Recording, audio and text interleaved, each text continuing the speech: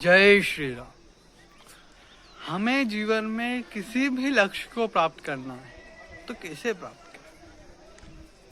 जीवन में किसी भी लक्ष्य को प्राप्त करना है तो कैसे करें? लक्ष्य सांसारिक भी हो सकता है और आध्यात्मिक भी। तो हमें किसी लक्ष्य को प्राप्त करना है तो लक्ष्य को प्राप्त कैसे करें? बहुत से लोग इस विषय में बहुत कुछ कहते हैं। हमारा छोटा सा मंतव्य है, आप प्रयोग करके देखें। क्योंकि देखिए, कोई भी चीज एक डॉक्टर की दवाई की तरह होती है। डॉक्टर दवाई देता है, एक ही दवाई 10 मरीजों को दे दी जाती है, एक ही बीमारी की, परंतु 10 को एक जैसा लाभ नहीं होता। शरीर स्थिति परिस्थिति के अनुसार उस दवाई का अलग अलग प्रकार से अलग अलग मरीजों पर प्रभाव पड़ता है। एक जैसा प्रभाव सब पे नहीं पड़ता किसी भी दवाई का। आप नहीं तो देख लीजिए, एक समय एक साथ 10 या 15 लोगों को आप दवाई देके देखिए, अलग अलग प्रकार से प्रभाव पड़ेगा। एक जैसा प्रभाव 10 पे 15 लोगों पे 10-15 लोगों पे नहीं पड़ेगा।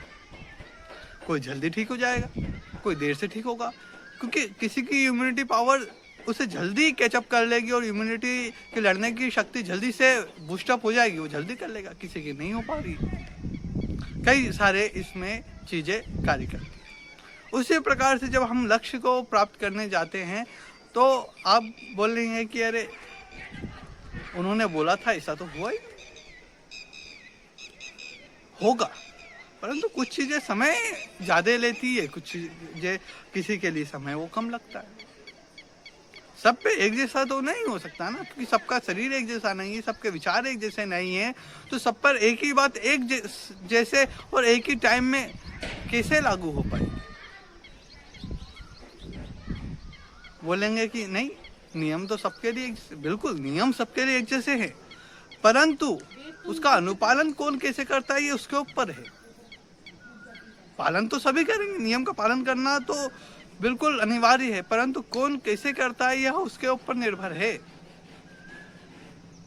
सब उस नियम का पालन अपने अपने हिसाब से करते हैं। तो ये तो बात हो गई। अब हम सीधे लक्ष्य पे आ जाते हैं। लक्ष्य कैसे प्राप्त करें? तो बोध्य बोधक भाव, यानी कि आपको ये पता होना चाहिए कि बोध्य है क्या, मुख्य जानना किसको है, किस लक्ष्य पे पहुंचना है, उस लक्ष्य के बारे में पूर्ण रूप से जानकारी होनी चाहिए। ठीक है, और फिर उसको जाना कैसे जाएगा? अब जानना तो है, पर जाना कैसे जाएगा, इसलिए हमें बोधक का भी पता होना चाहिए। बोधक कौन? जो उस लक्ष्य को अच्छे तरीके से आपको समझा दे, उस लक्ष्य के बारे में आपको विस्तृत जानकारी दे दे।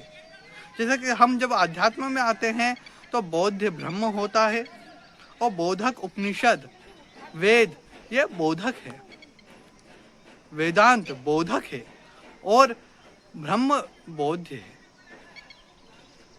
तो ब्रह्म और वेदांत में बोध्य बोधक भाव का संबंध है। तो जीवन में भी किसी लक्ष्य को प्राप्त करना है तो यह संबंध हमें स्थापित करना होगा। नहीं करेंगे तो आप देखिए, आपको जानकारी होनी चाहिए आपको किस लक्ष्य पे जाना है, किस लक्ष्य को प्राप्त करना है। फिर उस लक्ष्य को प्राप्त करने में क्या क्या साधन है, उन साधनों की आपको जानकारी होनी चाहिए। और मुख्य यह है कि उन साधनों के बारे में जानकारी देने वाला होना चाहिए, जिसको अच्छे से जानकारी हो। आप बोलेंगे हम तो खुद सर्वज्ञ हैं, हमें सारी जानकारी, पर ऐसा नहीं होता। आप अगर ये सोचते हैं कि किसी विषय पर आपने बिना किसी के परामर्श के उस विषय पर कार्य करना शुरू कर दिया तो हो सकता है तात्क्षणिक सफलता मिल जाए, तो परंतु कहीं ना कहीं आपको मार्गदर्शन की आवश्यकता पड़ेगी। आध्यात्म में वह बोधक का कार्य वेदांत करता है, वह बोधक का कार्य गुरु करते हैं।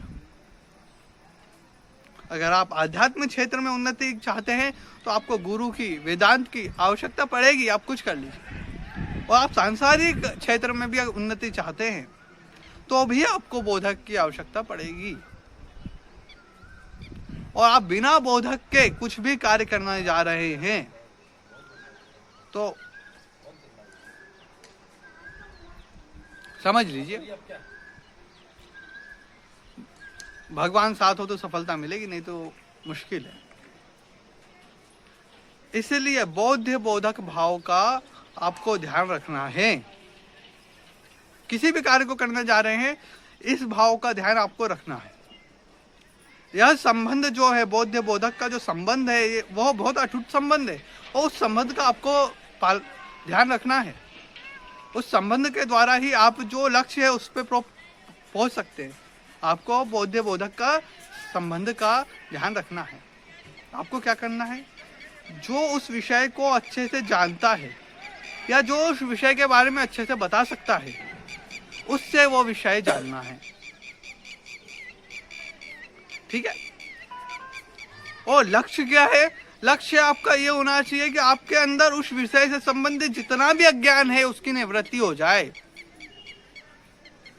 उस विषय से संबंधित जिस भी विषय पे आप आगे बढ़ रहे हैं उससे संबंधित जो भी अज्ञान है आपके मन में, जो भी भ्रम है आपके मन में, जो भी चीजें चल रही है आपके मन में, वह सब दूर हो जाए और एक लक्ष्य की ओर आप निर्धारित रूप से चले। अज्ञान की निवृत्ति हो जानी चाहिए, एक ही लक्ष्य होना चाहिए। आध्यात्म में जब हम बात करते तो वहां भी यही बात होती है कि अज्ञान की निवृत्ति हो जाना चाहिए।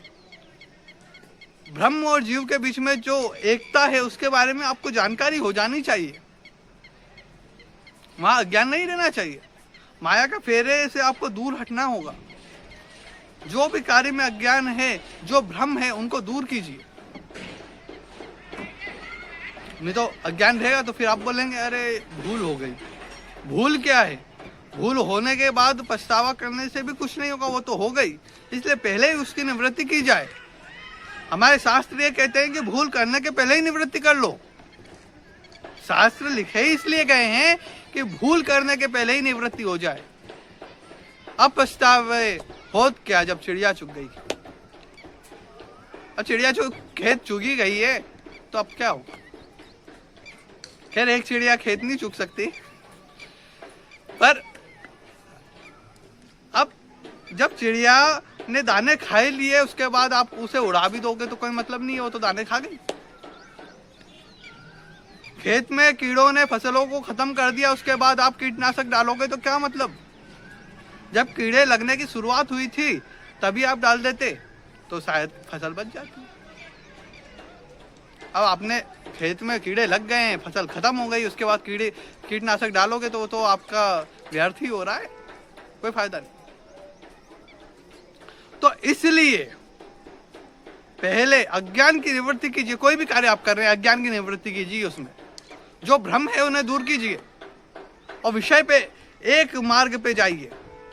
और हम जब दर्शन में आते हैं तो वहां भी इसी प्रकार की बात होती है कि हमें अज्ञान की निवृत्ति करनी है। जीव और ब्रह्म के बीच में जो अज्ञान का फेरा है उसको खत्म करना है। जय श्री राम।